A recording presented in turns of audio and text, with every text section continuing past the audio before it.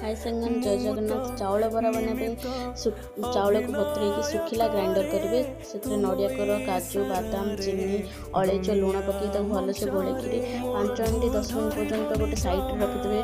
बिरी बरा बनवाई से बिरी को भलसे ग्राइंडर करेंगे से लुण टे पकई सैड्रे भलसे फेंटिकी रखिदे। आ चीनी सिरा बनवाई से चीनी अलैच पानी देके 5 मिनट सैड रखिदे। तापर बरा को छोट छोट आकार काढ़ी से चीनी सिरा देवे देकी भल से गोलेकि गोटे माने घोड़नी देकरी सैड रखिदे।